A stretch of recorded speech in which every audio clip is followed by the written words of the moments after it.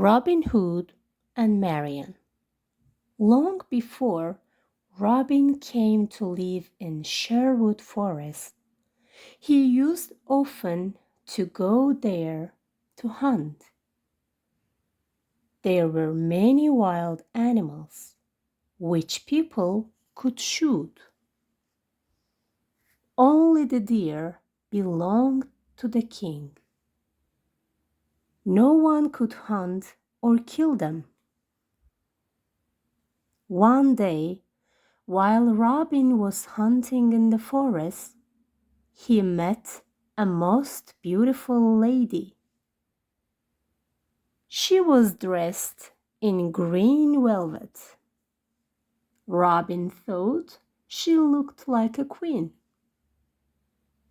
He never saw anyone so lovely. He loved her from the very first moment. He soon found that her name was Marian. After this, Marian and Robin met each other very often. They used to hunt together in the forest and came to love one another very much. They loved each other so much that Robin asked Marian to marry him. Marian said yes. Robin thought he was the happiest man in the world. She went back home with her father to prepare for the wedding. It was to be in a few days. But just then, a terrible trouble happened to Robin. He lost everything that he had. So Robin lived in the green wood. He said to himself, I cannot ask a lady to come and live this life with me. I must say goodbye to my dear Marian forever. He wrote a sad letter. I shall love you always, he said, but this life is too hard for a sweet lady, so I will never see you more. Goodbye. Marian was very, very sad. She cried all day long. She was very lonely now. The world seemed dark and lifeless. At last, she could bear it no longer. I must go into the green wood to look for Robin, she said. If I see him again, the pain will go out of my heart. It was a long way to Sherwood Forest.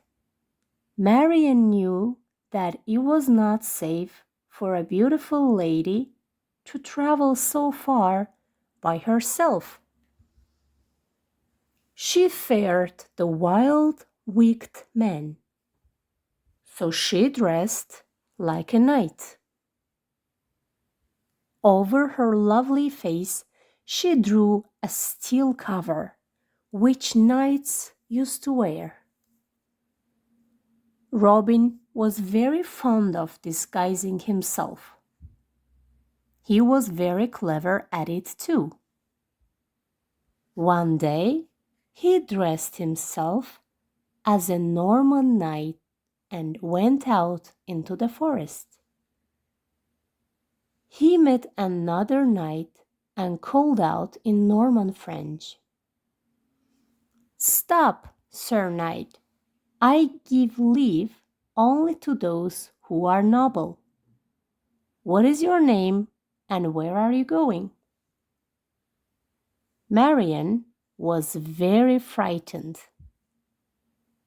Robin's voice sounded so terrible that she did not know it, and she could not see his face.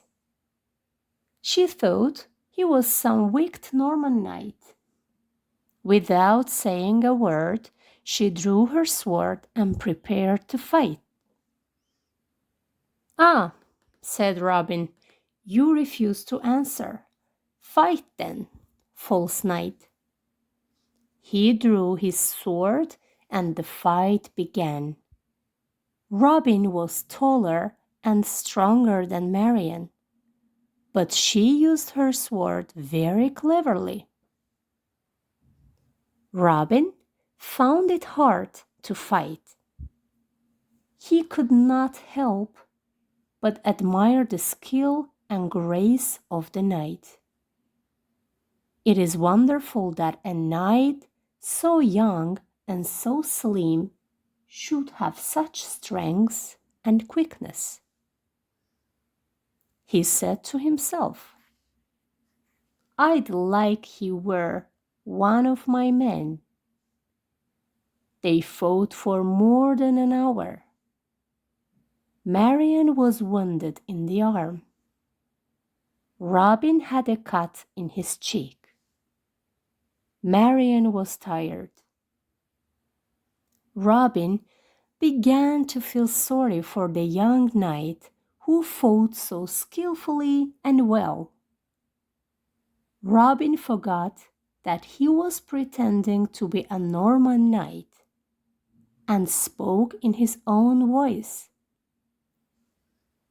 When Marian heard it, she dropped her sword with a cry of happiness. "Robin, Robin," was all she could say. "Marian," he said in wonder. "Marian, is it you? Oh, why did you not speak before? I heard you," he added. Marian took off her helmet. Her face was pale, but there was a smile on her lips. How they laughed and cried.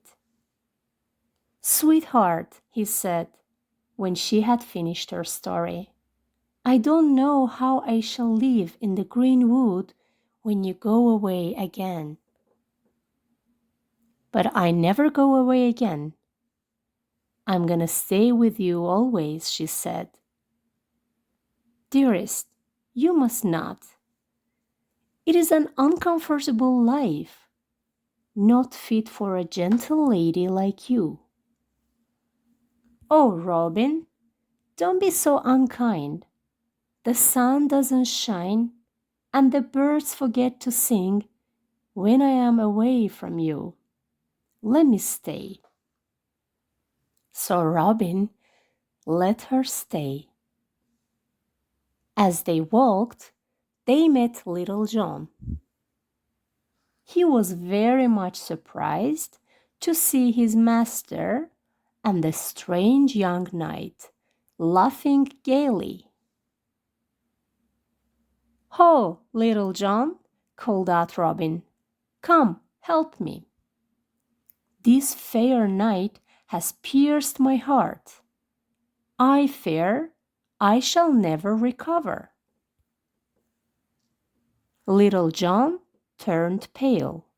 "Master," he said, "are you indeed wounded? If it is so, this false knight has not long to live." And he looked angrily at Marian. She drew closer to Robin, saying, "This big man frightens me." But Robin laughed. "Friend," he said, "this is no knight, but my own fair love, Marian. If my heart is wounded, it is only with the bright glances from her eyes. Marian," he went on, "this is my friend, Little John. He is the tallest and the bravest of my men, the wisest among us." Little John knelt on one knee and kissed Marian's hand. "Lady," he said, "be our queen as Robin is our king. I swear to serve you faithfully and well." as I do him." Marian smiled. Her heart was full, she could not speak. "Now, master," said Little John, "we must have a feast today, for this must be a great day in the green wood." "Robin," said Marian, "I wish I had a dress to wear instead of this armor." "Sweetheart," replied Robin, "you are lovely as you are. If you want a dress, you can have one. There are several fine dresses of which you can choose. Come, I will show you where they are." Robin sat down outside to wait for Marian. When he opened his eyes, he saw Marian. She looked like a princess. Slowly they walked through the green wood together. They had so much to say to each other. The time went all too quickly. Then Robin blew his horn. In answer to it, all his men came. As they passed Robin, every man bowed. Then each one knelt on one knee, kissed Marian's hand. Then the merry dinner began. The cooks did their best. The sun shone, the birds sang. "Here's a health to Marian, Queen of the Green Wood." "Fair Marian and bold Robin Hood," they cried. "Long may they live, and happy may they be." Fat and jolly Friar Tuck came as Robin and Marian were married. Everyone was happy. Only Little John felt the least bit sad. Now Robin has such a lovely wife. He will not need his friends anymore, he said to himself. But Marian saw that he looked sad and guessed why. She talked kindly to him, and soon he was as merry as the rest. They sang and danced and played, and no one seemed to tire. So this happy day came to an end.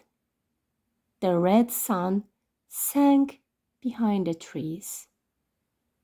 The birds slept, and all the forest was silent. Only the bright stars were awake and watched over Robin and his band.